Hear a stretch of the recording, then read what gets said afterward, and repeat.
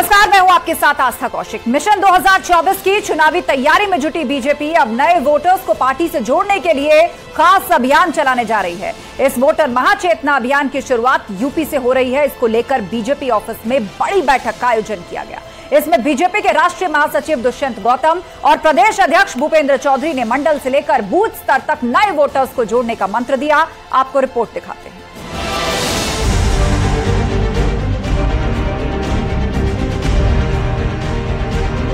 लोकसभा चुनाव में हैट्रिक लगाने सियासी मैदान में उतर रही है बीजेपी की रणनीति। प्लानिंग और मकसद साफ है, केंद्र में 350 सीटों से ज्यादा और उत्तर प्रदेश में टारगेट 80 के लक्ष्य को साधना, जिसके लिए टीम मोदी योगी अपने दल बल के साथ मैदान में उतर चुकी है और संवाद से समाधान तक का मंत्र दे रहे हैं। दरअसल बीजेपी उस रणनीति के साथ मैदान में उतर रही है जिससे नए वोटरों तक पहुँच बनाई जा सके और इसके लिए मंथन का दौर चल रहा है। जो नव मतदाता है, वोटर चेतना महाअभियान, इसके द्वारा नव मतदाता को बनाना, मतदाता बनाकर फिर उनको अपना समर्थक बनाना और समर्थक बनाकर वोटर मतदान केंद्र तक पहुंचाने का एक अभियान है, जिसको भारतीय जनता पार्टी में अखिल भारतीय स्तर पर आज लिया है। 21 से लेकर 30 तारीख तक सरकारी अभियान भी चल रहा है। उसमें 25-26 तारीख को पार्टी के सारे वरिष्ठ, छोटे बड़े, सारे चुने हुए प्रतिनिधि, सभी नेतागण घर घर जाएंगे और घर घर संपर्क करेंगे। बीजेपी का लक्ष्य हर विधानसभा में 10,000 वोटरों को जोड़ने का है। पार्टी को लगता है कि फर्स्ट टाइम वोटर का नाम मतदाता सूची में शामिल कर वो उन्हें बीजेपी की तरफ आकर्षित कर सकती है। इसके लिए हर विधानसभा के मंडल बूथ स्तर तक अभियान चलाया जाएगा। इसके लिए बूथ लेवल तक टीम बनाई जाएगी। दरअसल उत्तर प्रदेश में भारतीय जनता पार्टी का संगठन मिशन 2024 की तैयारियों के लिहाज से तमाम चुनावी अभियान चला रहा है। यही वो वजह है कि इस वोटर महाचेतना अभियान को संचालित किया जा रहा है आज से, और इसके तहत उत्तर प्रदेश के सभी विधानसभा क्षेत्रों में प्रति विधानसभा क्षेत्र 10-10 हजार नए वोटर बनाने का भी लक्ष्य रखा गया है। युवाओं को जोड़ने के लिए बीजेपी अब वोटर चेतना महाअभियान चलाने वाली है। इसकी जिम्मेदारी विधायकों से लेकर बूथ अध्यक्षों तक को मिलाने की है। इसके लिए बीजेपी ने बूथ अध्यक्ष संवाद कार्यक्रम की भी शुरुआत की है। भारतीय जनता पार्टी की केंद्रीय इकाई ने वोटर चेतना अभियान महाअभियान तय किया है। उसकी रूपरेखा आज सब लोग जिले के बुलाए हैं, जिलों के उसकी रूपरेखा बनाएंगे। केंद्र की ओर से भारतीय जनता पार्टी के राष्ट्रीय महामंत्री दुष्यंत गौतम जी की मौजूदगी में इस कार्यक्रम की रूपरेखा रचना, किस प्रकार से हम लोग अधिक से अधिक लोगों से अपना संपर्क बना सकें, चाहे अलग अलग सामाजिक वर्ग के लोग हों, वोटर हों, इस प्रकार की रूपरेखा है। बीजेपी ने वर्कशॉप का भी आयोजन किया है। इसमें प्रदेश अध्यक्ष भूपेंद्र चौधरी और महामंत्री संगठन धर्मपाल पदाधिकारियों और कार्यकर्ताओं को नए वोटरों को पार्टी से जोड़ने का मंत्र दे रहे हैं। इसके तहत पहला टास्क 1 जनवरी 2024 को दिया जाएगा। जिन लोगों की उम्र 18 वर्ष हो रही है, उनका नाम वोटर लिस्ट में जुड़वाना है। इसके अलावा जिनके नाम वोटर लिस्ट में है लेकिन कुछ गड़बड़ी है, उन्हें ठीक करवाना है। साथ ही जो लोग किसी दूसरी जगह चले गए हैं, उनका नाम वोटर लिस्ट से कटवाना है।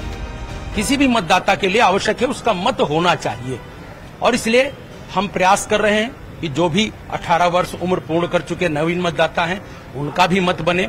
जिन लोगों का, पुराने लोग मतदाताओं का कहीं नाम छूट गया है, कहीं शिफ्टिंग हुआ है, कोई संशोधन की आवश्यकता है, ऐसे सारे संपूर्ण अभियान को एकजुट करते हुए हमने वोटर चेतना अभियान लिया है।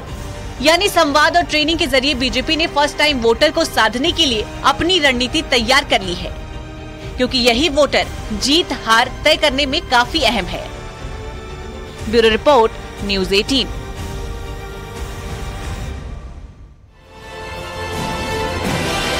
और 24 के रण में कांग्रेस हिंदुत्व की राह पर है, लेकिन इस राह में सियासी कांटे भी हैं जो अब चुभने लगे हैं, खटकने लगे हैं। दरअसल प्रियंका गांधी मध्य प्रदेश में नर्मदा नदी की पूजा करने गई थी और यही बात यूपी और उत्तराखंड के पूर्व राज्यपाल और कांग्रेस नेता अजीज कुरैशी को खटक गई और इशारों इशारों में प्रियंका गांधी की पूजा पर सवाल खड़े करते हुए उन्होंने हिंदू आस्था पर वार कर दिया, जिस पर अब संग्राम छिड़ गया है। आपको एक रिपोर्ट दिखाते हैं।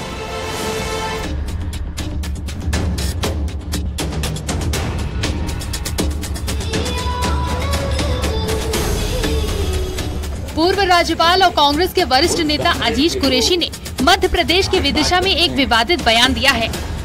अजीज कुरैशी ने कहा कि कांग्रेस के लोग आज हिंदुत्व और यात्राओं की बात करते हैं, जय गंगा मैया, जय नर्मदा मैया कहते हैं। ये डूब मरने वाली बात है।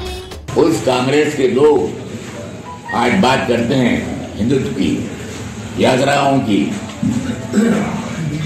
जय गंगा मैया, जय नर्मदा मैया। ये शर्म की बात है। मुझे कोई डर नहीं कहने में, निकाल देना पड़ेगा। एक डूब मरने की बात है। नेहरू के वारिस कांग्रेस के लोग आज धार्मिक यात्राएं निकालते हैं, जय बोलते हैं, मैं गर्व से कहूँ मैं हिंदू बोलते हैं। उत्तराखंड के पूर्व राज्यपाल और कांग्रेस नेता अजीज कुरैशी के गंगा को लेकर दिए गए विवादित बयान पर सीएम पुष्कर सिंह धामी ने प्रतिक्रिया दी है। सीएम धामी ने कहा कि गंगा पूरे देश के लिए पूजनीय है। गंगा का अपमान करना सूरज की तरफ थूकने जैसा है। ये थूक अपने ही मुंह पर गिरता है। माँ गंगा पूरे देश दुनिया के लिए आस्था और श्रद्धा का वो रही है। कहीं किसी को लोग आज आचमन करते हैं, कहीं सींचने के काम आती हैं, कहीं लोगों के पानी पेयजल के काम आती हैं। तो मैं समझता हूँ कि जो हमारा परंपरागत रूप से और सांस्कृतिक रूप से माँ गंगा का अस्तित्व है वो वैसे ही है। जो कैसे कोई सूरज की तरफ फूंक रहा है तो उसी के ऊपर पड़ेगा। पूर्व राज्यपाल अजीज कुरैशी के बयान पर समाजवादी पार्टी ने पलटवार किया। एसपी का कहना है कि किसी समाज की धार्मिक आस्था को ठेस पहुंचाने के पीछे दो कारण होते हैं। एक तो राजनीतिक तौर पर खुद को लाइमलाइट में लाना या फिर बीजेपी के एजेंडे को आगे बढ़ाने की कोशिश करना। ये सब नकली हिंदू हैं कांग्रेस वाले, और ये देश का सौभाग्य है कि मोदी जी के काल के अंदर ऐसे लोग जो कहते थे दुर्भाग्य से हम हिंदू हैं, राम मंदिर था ही नहीं, राम थे ही नहीं, मंदिरों में लड़कियां छेड़ने के लिए जाते हैं, जिस प्रकार से हिंदुओं का अपमान करने का काम किया, आज उनको हम जनेऊ डालकर मंदिरों में धक्का खा के देखते हैं। ये हमारे जनता की जनतंत्र की जीत है। वहीं मुस्लिम धर्मगुरु मौलाना साजिद रशीदी ने इसे धर्म का मामला बताया है। गंगा, जमुना, गाय ये हमारी माता नहीं है। हमारा बिलीव है, हम इनको माता नहीं मानते, तो हम उनकी जय क्यों बोलें?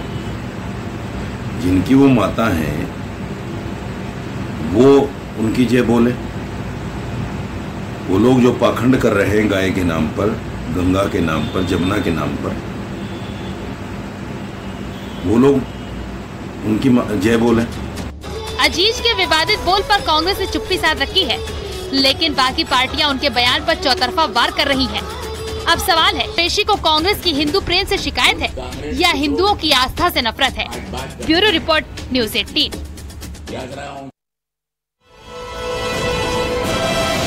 लोकसभा चुनाव की तैयारियों में बहुजन समाज पार्टी भी जुटी है। कल लखनऊ में बीएसपी अध्यक्ष मायावती ने पार्टी की बड़ी बैठक बुलाई है और इस बैठक में लोकसभा चुनाव की तैयारी को लेकर मंथन किया जाएगा। साथ ही संगठन विस्तार से लेकर बूथ गठन, सेक्टर गठन के साथ ही काडर कैंप की तैयारियों पर भी चर्चा होगी। इस बैठक में पार्टी के महासचिव सतीश चंद्र मिश्रा, प्रदेश अध्यक्ष विश्वनाथ पाल, एमएलए उमा शंकर सिंह और एमएलसी भीमराव अंबेडकर भी मौजूद होंगे। इसके अलावा बसपा के पूर्व सांसद, पूर्व एमएलसी, मुख्य जोन इंचार्ज और जिलाध्यक्षों के साथ वामसेफ के पदाधिकारी भी शामिल होंगे। बसपा अध्यक्ष लगातार मंडलवार संगठन विस्तार के बारे में फीडबैक ले रही हैं।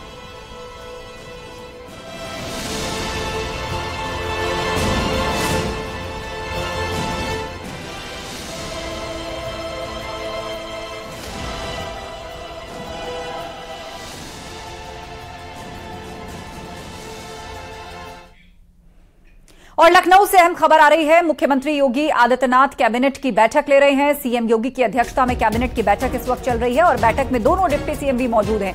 कई प्रस्तावों को इस बैठक के बाद मंजूरी मिल सकती है। लगातार जारी है यूपी कैबिनेट की बैठक। मुख्यमंत्री योगी आदित्यनाथ अध्यक्षता कर रहे हैं और बैठक में दोनों ही डिप्टी सीएम भी मौजूद हैं। कहा यह जा रहा है कि कई अहम प्रस्तावों को मंजूरी मिल सकती है। लगातार कैबिनेट की बैठक जारी है, कई अहम प्रस्तावों को मंजूरी मिलने की उम्मीद है। संकेत मिश्रा से अपडेट लेते हैं। संकेत, किन प्रस्तावों पर चर्चा हो रही है?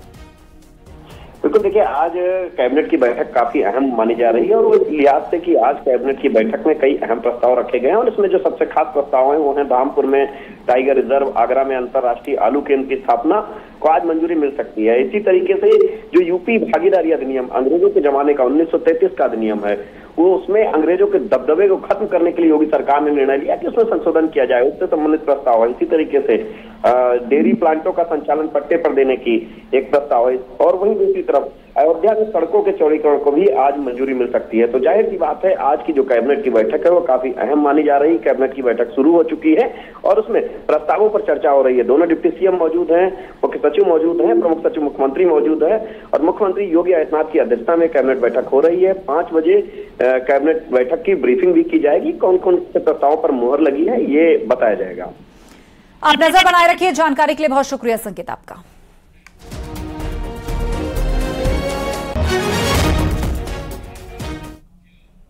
और बांग्लादेश से नोएडा आई सोनिया अख्तर के मामले की जांच एसीपी महिला सुरक्षा को दी गई है। सोनिया अख्तर ने नोएडा पुलिस को पासपोर्ट, वीजा और शादी के प्रमाण पत्र उपलब्ध कराए हैं। सोनिया के मुताबिक सूरजपुर थाना इलाके में रहने वाले सौरभ कांत तिवारी ने साल 2021 में बांग्लादेश में रहने के दौरान सोनिया अख्तर से शादी की थी। सौरभ कांत तिवारी पिछले 6 महीने से सोनिया अख्तर से दूरी बनाए हुए हैं। अब सोनिया अख्तर अपने 1 साल के बच्चे को लेकर नोएडा पहुंची है। सोनिया सौरभ के साथ रहने की जिद पर अड़ी है और बताया यह जा रहा है कि सौरभ बांग्लादेश के ढाका में एक एमएनसी कंपनी में साल 2017 से 2021 तक जॉब करता था और उसी दौरान सौरभ सोनिया के करीब आया। 14 अप्रैल 2021 को सोनिया से उसने शादी की और सोनिया के मुताबिक सौरभ पहले से शादीशुदा था, यह बात भी उसने छिपाई। वहीं पुलिस ने बांग्लादेशी महिला सोनिया अख्तर को नोएडा के सेक्टर 62 वन स्टॉप सेंटर में रखा है।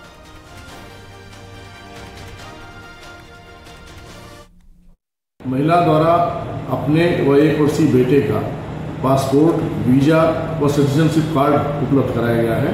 प्रकरण में प्रथम दृष्टया यह स्पष्ट हुआ है कि मूलतः बांग्लादेश निवासी उक्त महिला के साथ स्थानीय निवासी सौरभ कांत तिवारी द्वारा बांग्लादेश में ही शादी की गई थी।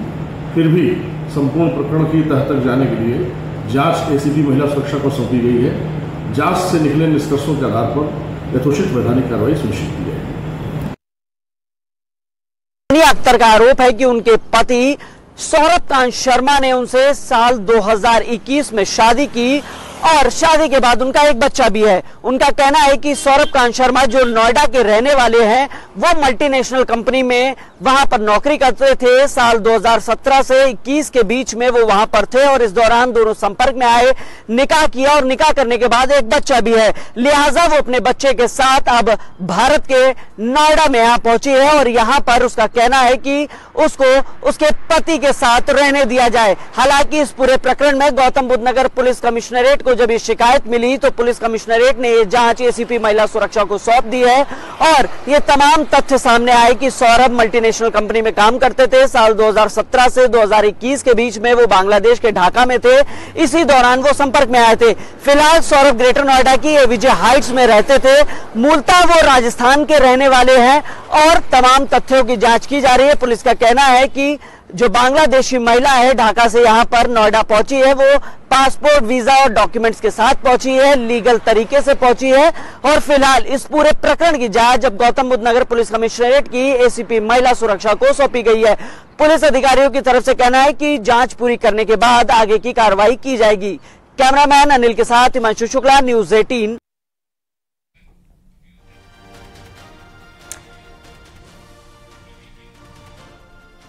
सुनकर जय मां गंगे अजीज कुरैशी क्यों भड़के? कांग्रेस का पूजा पाठ, सॉफ्ट हिंदुत्व बेनकाब, हिंदुओं के नारे क्यों डूब मरने वाली बात। रात 8 बजे महाबैस में इसी पर चर्चा होगी। फिलहाल रुकेंगे एक ब्रेक के लिए।